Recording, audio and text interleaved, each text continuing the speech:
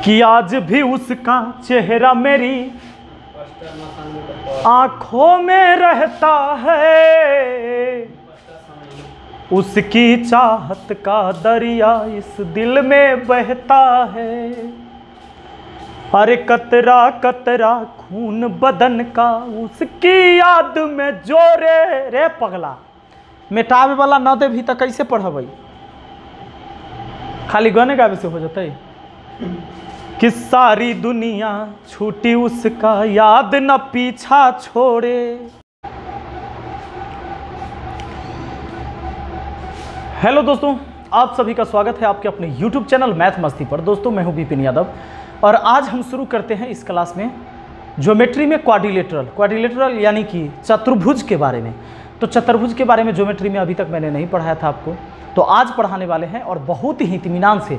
जैसा कि आपने थंबनेल में देखा था कि दूध पीने वाला बच्चा भी सीख सकता है, तो भैया पक्का सीख सकता है। अब देखिए चतुर्भुज को जब हम स्टार्ट करेंगे तो कहां से स्टार्ट करेंगे। सबसे पहले आपको पता करना है कि ये चतुर्भुज जो है कि भाई चतुर्भुज कई टाइप के चतुर्भुज है। तो सुन लीजिए, ये जो हमारा चतुर्भुज है ना, चतुर्भुज का हम टाइप आपको बता दे रहे हैं। एक तो सबसे पहले समचतुर्भुज है। अच्छा, इस चतुर्भुज की जब चर्चा हो गई है तो चार भुजा से घिरा हुआ जो भी आकृति है वो चतुर्भुज है। चार भुजा होना चाहिए उसमें, बस वो चतुर्भुज है। अब सुनिएगा, एक तो होता है आपका समचतुर्भुज, दूसरा आप कह सकते हो समानांतर चतुर्भुज,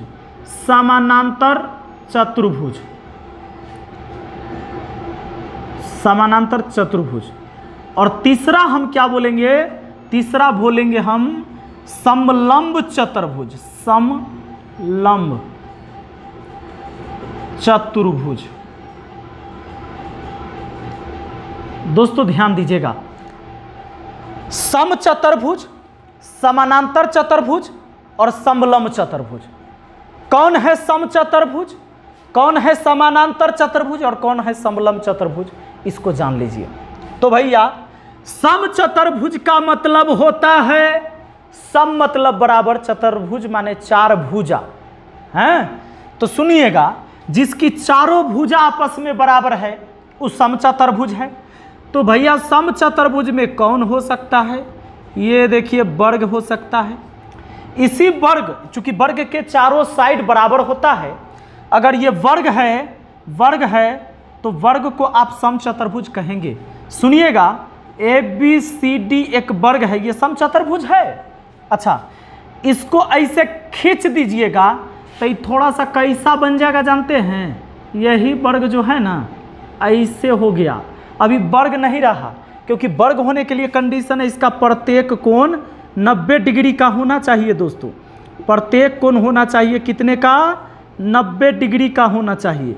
अब प्रत्येक नहीं 90 होगा, क्योंकि ऐसे खींच दिए तो ई वाला छोटा हो गया होगा, ई बड़ा हो गया होगा, ये ज़्यादा फैल गया, ये वाला अब ज़्यादा फैल गया होगा इसके अपेक्षा।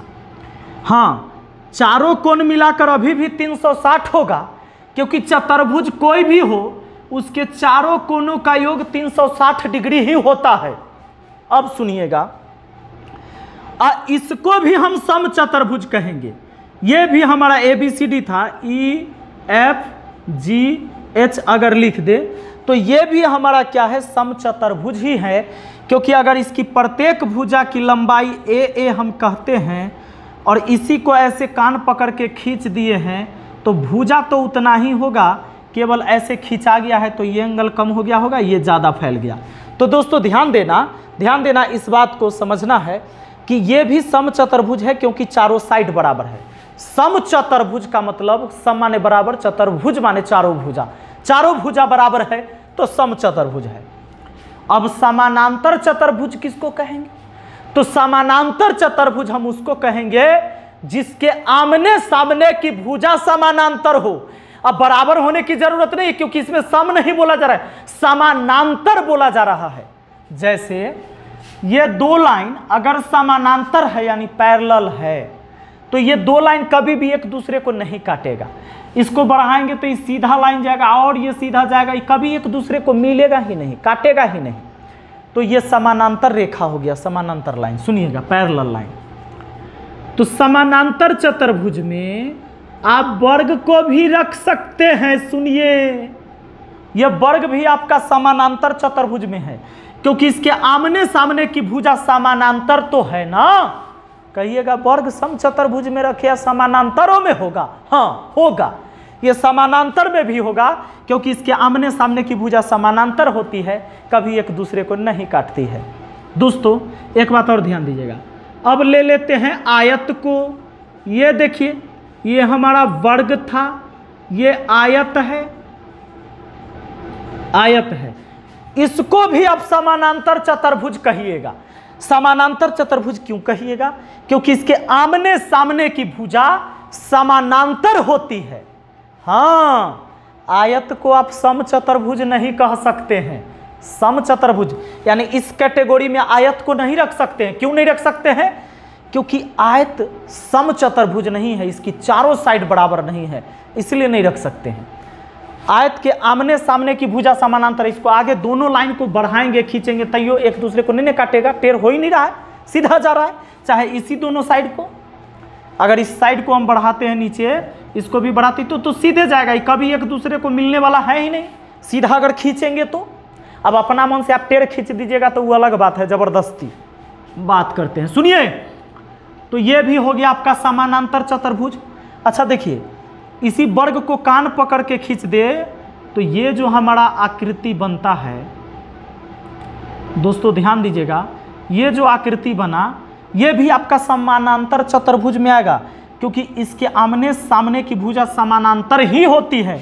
इसको भी हम इधर बढ़ाएंगे, इसको इधर बढ़ाएंगे, फिर भी एक दूसरे को कहीं नहीं काटेगा, ये जाते रहेगा। तो ये भी समानांतर चतुर्भुज है। और इस आयत के भी दोनों कान पकड़ के खींच दे हम तो ये ऐसा बन जाएगा, तो ये भी आपका समानांतर चतुर्भुज ही है। सुनिए, ई तब विकर्ण होता है, इसका ई विकर्ण होता है। ये क्या होता है? विकर्ण होता है, ये विकर्ण होता है। इसको विकर्ण बोलते हैं, कोना कोनी विकर्ण कहते हैं, इसको विकर्ण कहते हैं, इसको विकर्ण कहते हैं। ये सब विकर्ण होता है, इसका नाम विकर्ण है। कोना कोनी क्या है? विकर्ण है। दोस्तों हमने पहले आपसे वादा किया है कि दूध पीने वाला बच्चा भी गणित सीख सकता है और सीखेगा, तो हम पढ़ाएंगे ही ऐसे। हम छोटी छोटी चीज़ पढ़ाते हुए आपको, जैसा कि हर वीडियो में आप देख रहे हैं, हर चैप्टर में आप देख रहे हैं कि सबसे पहले मैं बेसिक बात पर चर्चा करता हूँ, फिर आगे हम बात करते हैं। चतुर्भुज का मतलब चार भुजा वाला आकृति। अब वो कितने तरह का है? तो तीन तरह का है, तीन श्रेणी में आता है। एक सम चतुर्भुज, एक समानांतर चतुर्भुज और एक समलंब चतुर्भुज। आप समझ गए हो? सम चतुर्भुज का मतलब जिसकी चारों साइड बराबर हो, यानी सम हो, बस यही बात है और कोई बात नहीं है भैया। अब सुनिए, और समानांतर चतुर्भुज का मतलब है कि उसके आमने सामने की भुजा समानांतर हो। बाबू पंखा बंद कर दीजिए, हाँ, ताकि उसमें आवाज जाएगा तो हमारे स्टूडेंट को तकलीफ होगा सुनने में। चलिए, अच्छा ये समलंब चतुर्भुज है, समलंब चतुर्भुज। अब समलंब चतुर्भुज का क्या मतलब होता है? इसमें केवल दो भुजा समानांतर होगी और दो असमानांतर होगी। कैसा होगा? तो देखिए, ये समलंब चतुर्भुज हम कैसे बनाएंगे। दोस्तों अगर इसको ए बी और इसको सी डी कहें, चार भुजा तो है इसमें, इसकी दो भुजा समानांतर है और दो भुजा असमानांतर है भैया। अगर इसको आगे बढ़ाते हैं तो सोचिए ये आगे बढ़ेगा, सीधा अगर बढ़ाते हैं इसको भी आगे बढ़ाते हैं जैसे सीधे, तो एक दूसरे को काट देगा ना। ये लाइन आगे बढ़ने पर कहीं काट सकता है, तो ये असमानांतर लाइन है, नहीं, ये पैरेलल नहीं है। सुनिएगा सुनिएगा, तो ये दो भुजा जो है समानांतर नहीं है, जबकि ये वाला जो आप देख रहे हैं, ये वाला, इसको आगे बढ़ाइए, इसको आगे बढ़ाते ले जाइए, ये कभी भी एक दूसरे को नहीं मिल पा रहा है। ये सीधा जाएगा तो सीधे जाते ही रहेगा, इतना ही गैप रहेगा हमेशा। तो कहने का मतलब कि जिसकी दो आमने सामने की भुजा समानांतर और दो असमानांतर हो, मतलब दो असमानांतर हो, समानांतर नहीं है, समान अंतर नहीं है, ये हो गया समलंब चतुर्भुज। समानांतर चतुर्भुज जिसके आमने सामने की भुजा हमेशा क्या होगी? आमने सामने की भुजा क्या होगी, समानांतर होगी, यानी उसकी भुजा कभी एक दूसरे को काट नहीं सकता है आगे बढ़ने पर निकल कर। और समचतुर्भुज का मतलब होता है कि उसके चारों साइड बराबर हो। मुझे उम्मीद है कि इतना बात आपको पक्का समझ में आया होगा। अब बढ़ते हैं हम आगे। तो ये 3 कैटेगरी है चतुर्भुज का, आपका समचतुर्भुज, समानांतर चतुर्भुज और समलंब चतुर्भुज। अब आगे जो हम बढ़ेंगे और इसकी कहानी समझते हैं भैया, कि जानी ले हम जान से तोहके जादे, अरे पागल होई इतना प्यार में कि तोहरा पता नहीं खे चाहिए कितना। अब हम बात करेंगे सबसे पहले वर्ग का। वर्ग दोस्तों समचतुर्भुज भी है और वर्ग जो है ना ये समानांतर चतुर्भुज भी है, पक्का, क्योंकि इसके आमने सामने की भुजा समानांतर भी होती है और इसका चारों साइड बराबर होने से समचतुर्भुज भी आप इसे कह सकते हो। तो ध्यान दीजिएगा, वर्ग में होता क्या है, वर्ग के प्रत्येक कोण 90 डिग्री ही होता है। प्रत्येक कोण क्या होता है, 90 डिग्री होता है। और इसका हम कह सकते हैं कोण ए प्लस कोण बी प्लस कोण सी और प्लस कोण डी, यानी चारों कोण मिलाकर 360 डिग्री ही होगा। 90 चौका 360। किसी भी चतुर्भुज के सभी अंतःकोणों का योग 360 डिग्री ही होगा। दोस्तों ध्यान दीजिएगा, ऐसे इसका बाह्य कोणों का योग भी 360 ही होगा। और ये तो बहुभुज में भी आता है, क्योंकि 4 या 4 से अधिक भुजा वाला आकृति सब बहुभुज होता है और किसी भी बहुभुज के सभी बाह्य कोणों का योग 360 होता है, जो कि हम पॉलीगन में आपको पढ़ाए हैं, बताएं हैं। दोस्तों आप एक बात आप जानते होंगे, ये इसका विकर्ण है। ये क्या है, विकर्ण है। और विकर्ण, एक विकर्ण जैसे ही खींचिएगा ये वर्ग 2 पार्ट में बट जाता है और ये दोनों पार्ट आपस में बराबर होता है। इधर का पार्ट और इधर का पार्ट आपस में बराबर होता है, ध्यान दीजिएगा। और ये जो बना आपका एक त्रिभुज बन गया, बना ना, वैसा ही एक त्रिभुज ये भी हो गया आपका, एक त्रिभुज ये भी हो गया। और ये दोनों त्रिभुज आपस में बराबर होता है। आपको त्रिभुज के नियम से आपको पता होगा दोस्तों कि समकोण त्रिभुज का नियम कहता है कि अगर एक कोण 90 डिग्री का है तो 90 डिग्री के सामने की भुजा कर्ण होती है। 90 डिग्री के सामने की भुजा क्या होती है, कर्ण होती है। और अगर थीटा यहाँ लेते हैं तो लंब यहाँ, थीटा यहाँ लेते हैं तो लंब यहाँ। तो जान लीजिए कर्ण को H से लिखा जाता है। आप त्रिभुज पढ़े हैं, इसको बेस आधार मान लेते हैं, इसको P यानी लंब मान लेते हैं। तो रूल कहता है, ये लंब है आपका, लंब है आपका। आप त्रिभुज में पढ़े होंगे, सुनिए, ये आधार है। आप पढ़े होंगे कि कर्ण का जो वर्ग होता है ना, कर्ण का वर्ग बाकी दोनों छोटी भुजा के वर्गों के योग के बराबर होता है, यानी p² प्लस b²। यानी आप ये जानते हैं कि त्रिभुज में, यानी समकोण त्रिभुज में कर्ण जो होता है सबसे बड़ी भुजा होता है और कर्ण का वर्ग जो होता है दोनों छोटकी भुजा के वर्गों के योग के बराबर होता है। वर्ग का मतलब इसका स्क्वायर हो जाना, ये वर्ग हो गया। ध्यान दीजिएगा। अब एक बात समझिए, यही बात यहाँ लागू होगा, यही बात यहाँ लागू होगा। इसको हम कहते हैं विकर्ण। इसको क्या बोलते हैं, विकर्ण बोलते हैं। अगर आपको ये साइड पता है और ये साइड पता है तो आप विकर्ण निकाल सकते हैं। यहाँ वर्ग की भुजा a है, वर्ग की प्रत्येक भुजा की लंबाई a है, तो वर्ग का विकर्ण क्या होगा, वर्ग का विकर्ण, ध्यान दीजिए, वर्ग का विकर्ण, वर्ग का विकर्ण सुनिए, ये विकर्ण का जो स्क्वायर होगा, आपको पता होगा विकर्ण का जो स्क्वायर होगा, इसका जो स्क्वायर होगा बाकी दोनों छोटी भुजा के वर्गों का योग होगा।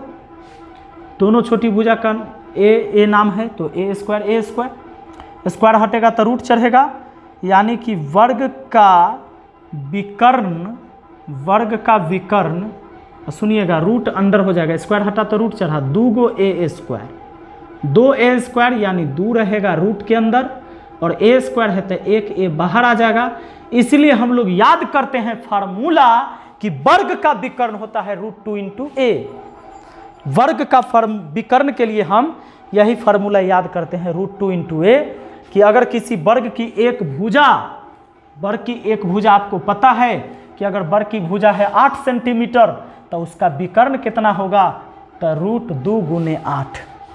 वर्ग की एक भुजा है 8 सेंटीमीटर, तो उसका विकर्ण कितना होगा, विकर्ण की लंबाई आपको फार्मूला है पता, √2 × a, यानी √2 गुना 8, यानी 8√2 हो गया, ये आप कहेंगे, है ना। चलिए आगे समझते हैं दोस्तों।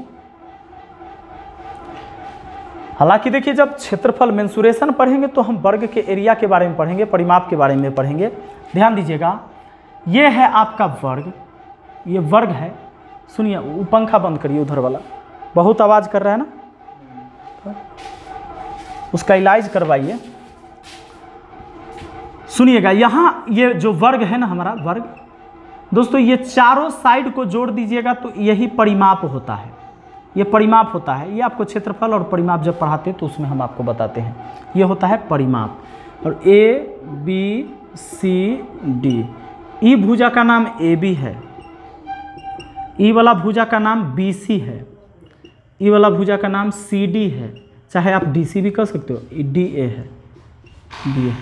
ये सब को जोड़ दिया तो परिमाप हो गया। अगर एक भुजा की लंबाई यहाँ से यहाँ A, तो प्रत्येक लंबाई A होगा कि वर्ग, क्योंकि वर्ग तो समचतुर्भुज है, चारों भुजा इसका बराबर ही होता है। अब क्या होता है, तो इसका जो परिमाप होता है आप जान लीजिए, परिमाप जो होता है A सब साइड को जोड़िएगा तो कितना बार A हुआ है, 4 बार A हुआ है, तब 4A हो गया, ठीक है, 4A हो गया। आप आगे बात करेंगे, अगर ये वर्ग का परिमाप हो गया 4A, इसका क्षेत्रफल का बात करेंगे, क्षेत्रफल का बात करेंगे तो कोई भी आकृति दोस्तों, कोई भी आकृति जो जिसका आधार पता हो और उसकी ऊंचाई पता हो ना, और वो 90 डिग्री का कोण बना रहा है, दोनों मिलकर मतलब आधार और उसका लंब, तो आप उसको गुना कर दीजिए।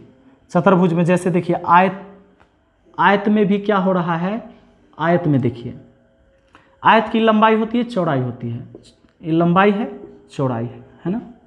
इसका अगर क्षेत्रफल निकालिएगा तो ये आधार गुना ऊंचाई करिएगा, आधार गुना ऊंचाई, ये वर्ग का क्षेत्रफल हो गया। A गुना A मतलब A², आप लिख सकते हो। इसका भी आधार गुना ऊंचाई, L गुना B, यही होता है लंबाई गुना चौड़ाई, इसका क्षेत्रफल। तो अगर इसका आधार और लंब 90 डिग्री का कोण बना रहा है तो आप आधार गुने ऊंचाई, इसके लिए फॉर्मूला लगा दीजिए। चलिए आगे बढ़ते हैं और समझते हैं, और इसमें कुछ नया बात। दोस्तों एक बात यहाँ समझिएगा, अब अगर हम आयत की बात कर लें, आयत की यानी रेक्टेंगल, तो ये लंबाई चौड़ाई, ठीक है। इसका परिमाप के लिए आप सबको जोड़िएगा, चारों भुजा जोड़िएगा तो परिमाप होगा। तो 2 बार B और 2 बार L, यानी 2 बार L और 2 बार B होगा, यानी कि जोड़िएगा, 2 कॉमन ले लीजिएगा, L + B। इसलिए हम लोग ये फार्मूला याद करते हैं कि भैया आयत के जो परिमाप होता है 2 × लंबाई + चौड़ाई होता है, यही याद करते हैं। और क्षेत्रफल ये आधार गुने ऊंचाई कर देते हैं, L गुना B कर देते हैं, ये हो जाता है। तो आइए आगे बढ़ते हैं, और एक बात बड़ा इम्पोर्टेंट है, जानना ज़रूरी है। अगर आपसे पूछ दिया जाए कि ज़रा बताओ तो वर्ग क्या है, वर्ग समचतुर्भुज है कि समानांतर चतुर्भुज है, तो वर्ग दोनों है। वर्ग क्या है, समचतुर्भुज भी है, समचतुर्भुज भी है, और ये क्या है, समानांतर चतुर्भुज भी है। काहे कि दोनों कंडीशन को सेटिस्फाइड करता है। ये समचतुर्भुज का मतलब कि इसकी चारों साइड बराबर, और समानांतर का मतलब इसका आमने सामने की भुजा क्या है, समानांतर है दोनों। अगर हम बात करें आयत के बारे में, तो आयत क्या है, आयत समचतुर्भुज में है या समानांतर में, तो आप कहिएगा आयत के बारे में कि समानांतर में है, समचतुर्भुज में नहीं है, क्योंकि समचतुर्भुज होने के लिए इसके चारों साइड बराबर हैं, ठीक है। और अगर मैं आपको इसके बारे में पूछूं, प्रत्येक भुजा इसकी लंबाई A है, ये समचतुर्भुज है कि समानांतर है, तो आप कहिएगा ये दोनों में है, ये दोनों में है, इसमें भी है और इसमें भी है, क्योंकि इसके चारों साइड अगर बराबर दिया हुआ है, इसकी प्रत्येक की लंबाई A का है, तो ये समचतुर्भुज है, सम माने बराबर है। और समानांतर भी है क्योंकि इसके आमने सामने की भुजा समानांतर है। कभी ये भुजा को आगे की ओर अगर बढ़ा देते हैं, आगे की ओर बढ़ा देते हैं तो कभी एक दूसरे को मिलने वाला नहीं है।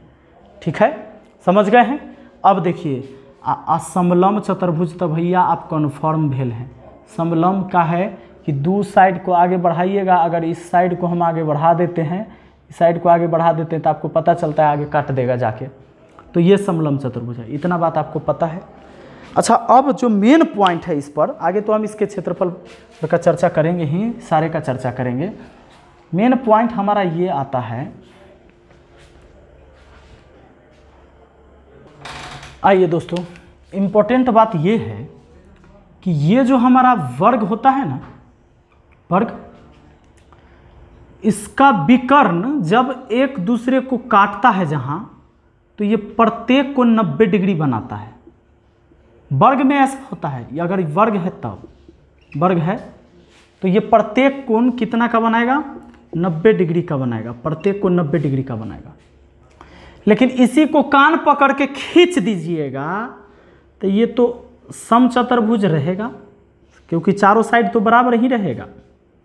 अगर इसकी प्रत्येक भुजा की लंबाई a थी, प्रत्येक भुजा की लंबाई क्या थी, a, तो कान पकड़ के खींचने से भुजा तो वही रहेगा, प्रत्येक भुजा की लंबाई a है, लेकिन अभी वर्ग नहीं रहेगा। हाँ, समचतुर्भुज के श्रेणी में है ये, समचतुर्भुज तो ये भी है, लेकिन इसका स्पेशल नाम वर्ग है। लेकिन ये अब खाली समचतुर्भुज कहलाएगा, ये वर्ग नहीं कहलाएगा, इसका नाम समचतुर्भुज ही रहेगा। लेकिन अच्छा एक बात, ये दोनों विकर्ण एक दूसरे को 90 डिग्री पर समद्विभाजित करता है। समद्विभाजित का मतलब जानते हैं कि ये जितना होगा उतना ही ये वाला होगा। यहाँ से लंबाई यहाँ जितना होगा, यहाँ से भी लंबाई उतना ही यहाँ तक के होगा, और उतना ही लंबाई यहाँ से यहाँ, उतना ही लंबाई यहाँ से यहाँ। लेकिन इसमें क्या होगा कि जब कान पकड़ के ऐसे खींचे हैं तो ये विकर्ण ज़्यादा लंबा हो जाएगा और ये विकर्ण छोटा हो जाएगा। इसको जितना ज़्यादा खींचेंगे ये उतना कम हो जाएगा और ये उतना बढ़ जाएगा। तो ये विकर्ण आपका हो गया लंबा और ये विकर्ण हो गया आपका छोटा, हो गया ना। अच्छा, ये दोनों विकर्ण समद्विभाजित जरूर होगा पर 90 डिग्री पर नहीं। यहाँ 90 डिग्री नहीं होगा तो कहिएगा कितना होगा, तो ये निर्भर करता है कि कितना लंबा है कितना छोटा। इस पर 90 डिग्री नहीं होगा। सुनिएगा, वर्ग के दोनों विकर्ण एक दूसरे को 90 डिग्री पर समद्विभाजित करता है, इस बात को याद रखना है। लेकिन समचतुर्भुज के दोनों विकर्ण 90 डिग्री पर समद्विभाजित नहीं करता है। आइए, तो समचतुर्भुज में भी, हालांकि समचतुर्भुज में भी है, लेकिन अगर स्पेशल वर्ग की बात किया जाए तो केवल इसके बारे में चर्चा हो रहा है। ध्यान दीजिएगा, इसका दोनों विकर्ण समद्विभाजित जरूर होता है। अगर ये पूरा 10 था तो 5 इधर हो जाएगा, 5 इधर हो जाएगा, और अगर ये 16 था तो 8 इधर हो जाएगा, 8 इधर हो जाएगा। ये बात भी सही है। अगर इसका 10 था तो 5 इधर, 5 इधर, 5 इधर, 5 इधर, काहे कि वर्ग का दोनों विकर्ण आपस में बराबर होता है। हमें लगता है कि आपको ये चीजें समझ में आ गया होगा। आइए दोस्तों, एक बात और समझ लेते हैं। वर्ग का क्षेत्रफल आप जानते हैं। अब इस समचतुर्भुज का, इसका क्षेत्रफल क्या होगा, फार्मूला 1/2। आप पहला विकर्ण गुने दूसरा विकर्ण लिख सकते हैं, पहला विकर्ण गुने दूसरा विकर्ण लिख सकते हैं। अच्छा, एक बात आप समझिएगा कि ये क्षेत्रफल के लिए 1/2 पहला विकर्ण गुना दूसरा विकर्ण जो लगता है, मान लीजिए पहला विकर्ण कोई भी इसको ले लीजिए, एक ये हो गया, एक ये हो गया, तो क्या ये इसके लिए है? अभी तक आप अगर किताब में पढ़े होंगे, देखे होंगे, तो इसी के लिए ऐसा दिया गया होगा। जबकि यहां लिखा हुआ होता है कि यह समचतुर्भुज के क्षेत्रफल के लिए फॉर्मूला है, समचतुर्भुज के लिए क्षेत्रफल के लिए फॉर्मूला है। तो क्या वर्ग समचतुर्भुज नहीं है? है, तो इस पर भी लगना चाहिए, लगेगा। सुनिए, ये वर्गों के लिए है। जैसे आप देख लीजिए ना, देखिए, आप खाली भागिए नहीं, उसके बाद देखिए कैसे आपको समझ में आता है। अगर मान लीजिए कि ये वर्ग है और इस वर्ग का प्रत्येक भुजा मैंने 4 सेंटीमीटर कर दिया, 4 सेंटीमीटर कर दिया, तो इसका क्षेत्रफल आपको पता है, भुजा का स्क्वायर यानी 4 का स्क्वायर 16 सेंटीमीटर होता है ना। क्या इस फार्मूला से नहीं होता 1/2 अब पहला विकर्ण गुना दूसरा विकर्ण, क्योंकि ये फार्मूला समचतुर्भुज के क्षेत्रफल के लिए है और वर्ग एक समचतुर्भुज है, तो भैया इस फार्मूला पर भी 16 सेंटीमीटर आ जाना चाहिए। तो चलिए अब भुजा पता है तो विकर्ण कितना, तो ये विकर्ण अगर निकालना है तो विकर्ण होता है √2 इंटू भुजा, यानी कि हो गया 4√2 सेंटीमीटर, है ना। तो एक विकर्ण 4√2, तो दूसरा विकर्ण भी 4√2 ही होगा, क्योंकि वर्ग के दोनों विकर्ण बराबर ही होता है। तो देखिए 1/2 और 4√2 और फिर 4√2 का है 1/2 पहला विकर्ण गुना दूसरा विकर्ण, भैया 2 से 4 कटा 2 बार में, और √2 कितना हुआ 2 हो गया, और 2 चौके 8, 8 दूना कितना हो गया 16, नहीं समझे, क्या कि √2 और √2 गुना होकर 2 निकल के आया। आ देखिए आई 4 दूना 8, सब गुना हुआ तो 8 दूना कितना हुआ 16 हुआ, हो गया ना। तो ये समचतुर्भुज के लिए फॉर्मूला है। उसी तरह आप एक बात याद रखना कि आप एक फॉर्मूला याद करते हो आयत के लिए, कि आयत के लिए आप ये फॉर्मूला याद करते हैं।